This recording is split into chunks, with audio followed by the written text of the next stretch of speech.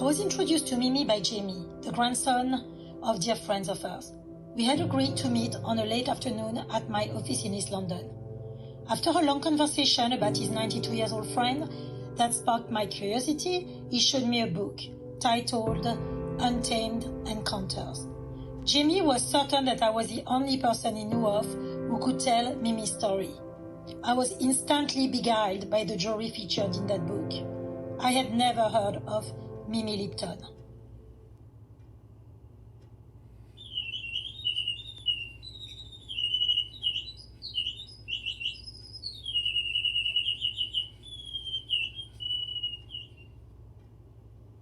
Mimi, it's very lovely to speak to you today.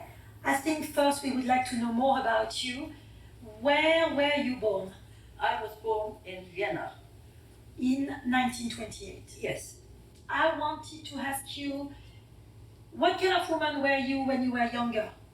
Well, it depends at what time you're asking me. Was it in the 30s, in the 40s? You know, you changed. I didn't become a woman until the 40s, I suppose. You know, yeah. And were you already interested in jewelry? No, I was not interested in jewelry, and at that time people were not interested in jewelry. You know, first of all there was a war, and secondly after war, people had other things on their mind than jewelry. Jewelry came much, much later, not until the 70s. So when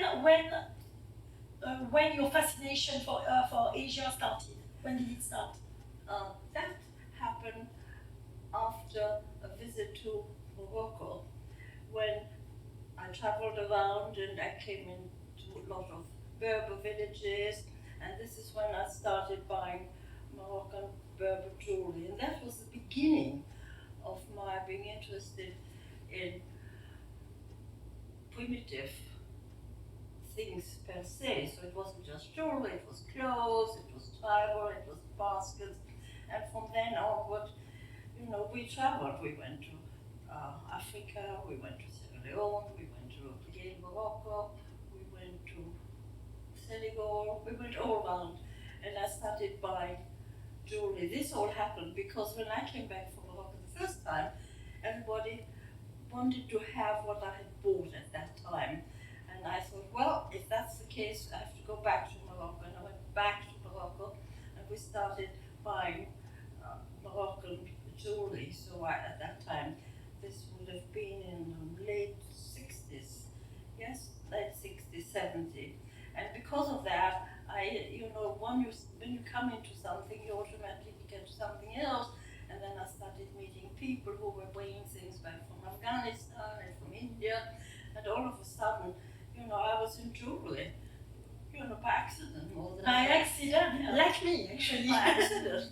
So this is how the whole thing evolved, and then it started small, and then over a period of time it became bigger and bigger, and not only jewelry. I was all of a sudden buying furniture, and I was having, you know, big shipments sent over from Thailand and Afghanistan and India with furniture, and this is how it went, and this went on for a long time. So you became a serious dealer? Yes, I was a serious dealer, yes, yes. You said you made noise, at that time? Yes, you know, there were not that many people, you know, traveling around the way we were traveling, and I was lucky. So which places did you travel to? You said Burma, Thailand, in Asia? In Asia, Laos, Vietnam, Singapore. Cambodia, I think?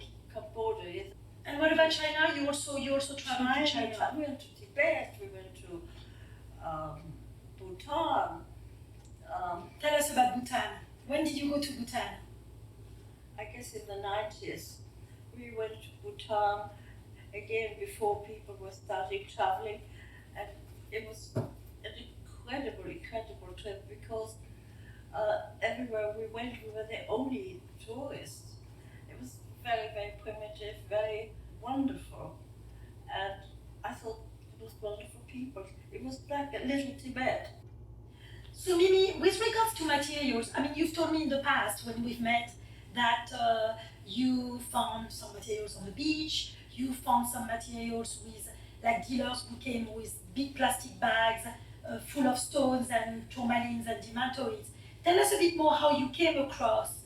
Well, the Ethiopian opals came by a friend who rang me up and she said she has a shop. She deals in Japanese furniture, and she says, I have a man here who has come from Ethiopia, and he has little bags with opals.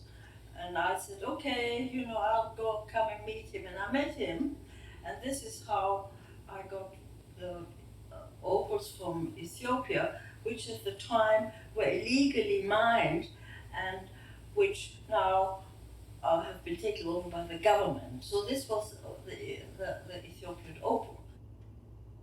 Mimi, will you tell us also about this Yes, beautiful cuff? this is really, really amazing. And I'll tell you where the material comes from.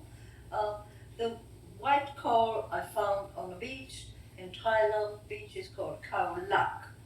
And the black coral I bought from a guy I met at Portobello Market who had a whole bag of them, and he come also from Thailand, and I bought from him a number of pieces. They're baroque pearls. I was very lucky. I got about 10 of these baroque pearls, or maybe 12, from a dealer at Bangkok Trade Fair.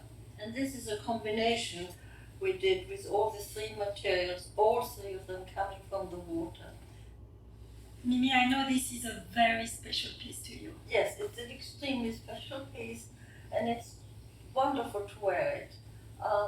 Again, we have black coral, which originally was a necklace I bought and I destroyed. The aquamarine came from, I imagine, India, because I bought them from a dealer, and the quartz I bought in a shop in Vienna. So it was a combination of three different materials, and I think it's very successful. And it definitely makes you travel. Huh? Yes. Venezuela, Yeah. Vienna, India. Yes. There's a lot of emotion in there. Mimi, tell us about this beautiful demantoid. Well, that was ring. the first lot of demantoids I bought, and that ring was made by a French girl whom I met at a fair, and she does very special things, and this ring is, I think, one of my most favorite rings. It's very, very beautiful. The difference to all the other jewelry is that she casts her gold, whereas all the other people hammer. So you can see it's a very different finish, and it's not, although it is 22 karat gold, it is not soft. You can't move it. We couldn't make it larger, we couldn't make it smaller. Whoever takes it will have to wear it as it is.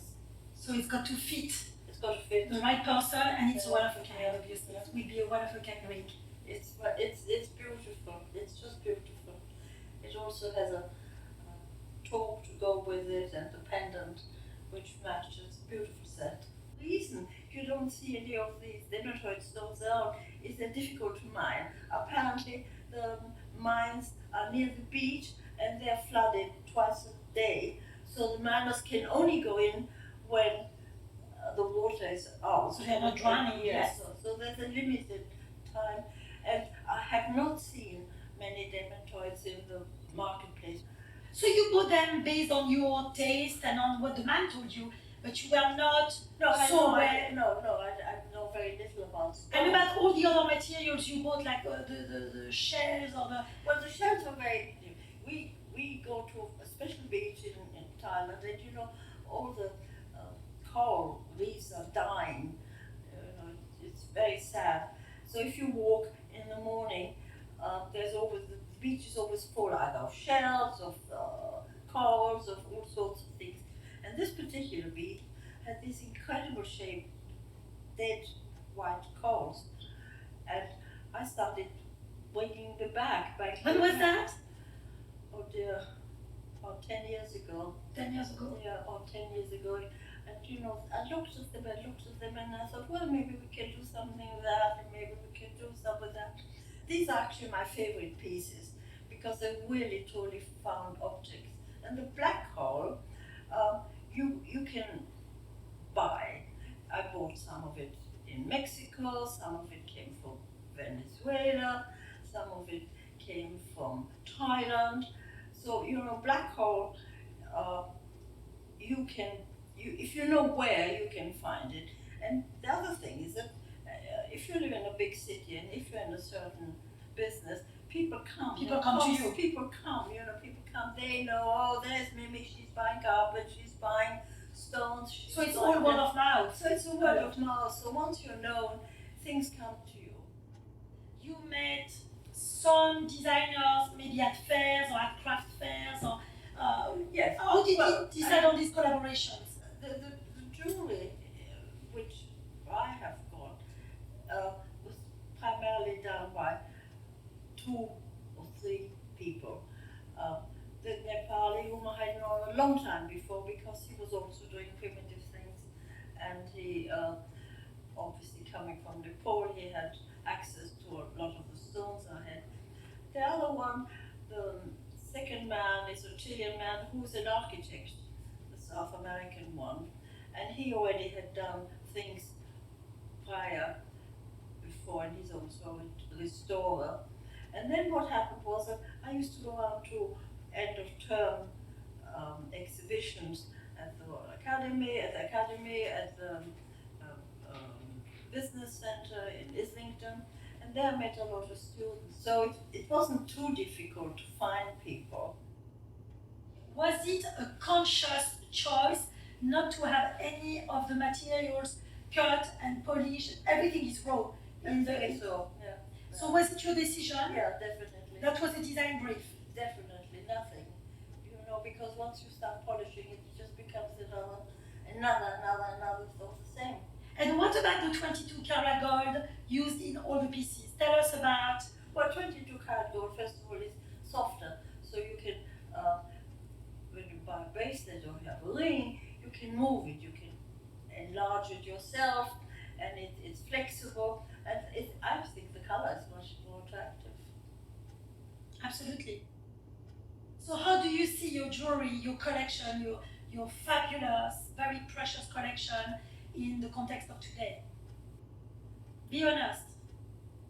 I think it's a small paragraph in a big book. A small paragraph in a big book? Yes. But how do you, obviously you're emotionally attached to the collection, and the idea of letting go this collection, how do you feel about it? Well, if you're used to selling things, it's not all that difficult. There are always a number of pieces you don't let go because they're yours and because you're attached to them for sentimental and other reasons.